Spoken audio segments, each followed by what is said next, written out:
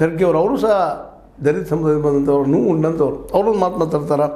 ಎಲ್ಲ ಅಡೆತಡೆಗಳನ್ನು ದಾಟಿ ಸಂವಿಧಾನವನ್ನು ಎತ್ತಿ ಹಿಡಿಯುವ ಕೆಲಸ ಮಾಡುತ್ತಿರುವ ವ್ಯಕ್ತಿಯನ್ನು ಹೆದರಿಸುವ, ಅವಮಾನಿಸುವ ಯತ್ನ ಇದಾಗಿದೆ. ಹೌದು, ಇದಾಗಿದ್ದು ಅವಮಾನಿಸೋದಷ್ಟಲ್ಲ, ಬೆದರಿಸೋದು. ನೋಡಂಥ ವಿಷಯ ಮಾತಾಡಿದ್ರೆ, ನಮ್ಮ ಸನಾತನ ಬಗ್ಗೆ, ನಮ್ಮ ಹಿಂದುತ್ವದ ಬಗ್ಗೆ ಮಾತಾಡಿದರೆ ನಿಮಗೆ ನಾವು ಈಗ ತೋಳಿದಂತ ಮಾಡ್ತೀವಿ ಅಂತ ಮಾತಾಡ್ತಾ ಇದ್ದಾರಪ್ಪ. ಇದು ಕಳೆದ ದಶಕದಿಂದ ದ್ವೇಷ ಮತ್ತು ಮತಾಂಧತೆಯನ್ನು ನಮ್ಮ ಸಮಾಜದಲ್ಲಿ ಹೇಗೆ ಆವರಿಸಿದೆ ಎಂಬುದಕ್ಕೆ ಇದು ನಿದರ್ಶನ.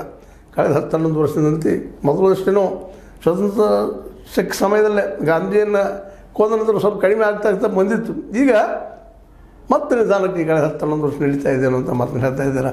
ಆದರೆ ಇಂಥ ಒಂದು ಘಟನೆ ಮೇಲೆ ರಿಪೀಟ್ ಆಗ್ತಾನೆ ಇರ್ತಾವೆ. ಈ ಮನಸ್ಥಿತಿ ಬದಲಾಗಬೇಕಾಗಿತ್ತಂದ್ರೆ ಶಿಕ್ಷಣನ ಮುಖ್ಯ ಇರಲಿಲ್ಲ. ಶಿಕ್ಷಣ ಸಾಧ್ಯಷ್ಟು ಮಟ್ಟಿಗೆ ನಾವು ಸೆಕ್ಯುಲರ್ ಶಿಕ್ಷಣ ವ್ಯವಸ್ಥೆ ಮಾಡ್ಕೊಂಡಿದ್ದೀವಿ, ಆದರೆ ಸರಿಯಾಗಿ ಆ ಶಿಕ್ಷಣ ಕೊಡುವಂಥ ವ್ಯವಸ್ಥೆ ನಮ್ಮಲ್ಲಿಲ್ಲ. ಕೇವಲ 2-3% ನಾವು ಖರ್ಚು ಮಾಡೋದ್ರಿಂದಾಗಿ ಎಲ್ಲ ಮಕ್ಕಳಿಗೆ ಸಮಾನವಾದ ಎಜುಕೇಷನ್, ಸಮಾನವಾದ ಸಮತಾವಾದದಾಗಿರ್ಬೋದು, ಜಾತ್ಯತೀತವಾದ ಆಗಿರ್ಬೋದು, ಇಲ್ಲಿ ನಿಜವಾದ ಸತ್ಯತೆಗಳನ್ನು ಹೇಳಿ ಕೂಡಿ ಬದುಕುವಂಥ ಶಿಕ್ಷಣ ಕೊಡುವಂಥ ಒಂದು ವ್ಯವಸ್ಥೆಯಲ್ಲಿ ಆಗಬೇಕಾಗಿತ್ತು.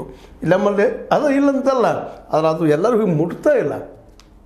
ಅಬುಲ್ ಕಲಾಂ ಆಜಾದ್ ಅವರು ಕೊಟ್ಟಂಥ ಒಂದು ಶಿಕ್ಷಣ ವ್ಯವಸ್ಥೆ ನಿಜವಾಗಿ ನಮ್ಮಲ್ಲಿ ಎಲ್ಲರೂ ಹೊಂದಾಣಿಕೆ ಮಾಡಿ ಹೋಗುವಂಥ ಶಿಕ್ಷಣ ಕೊಟ್ಟಿದ್ದು.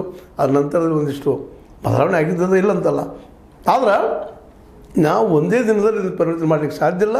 ನಿರಂತರವಾಗಿ ಅವರಿಗೆ ಸತ್ಯದ ಕಥೆಗಳನ್ನು ನಮ್ಮ ಅದರಲ್ಲೂ ಸಂವಿಧಾನದಲ್ಲಿ ನಿರ್ಮಾಣ ಅಂತ ಹಿಂದಿನ ಪುಸ್ತಕಗಳು ಓದುವಂಥ ಪ್ರತಿಯೊಬ್ಬ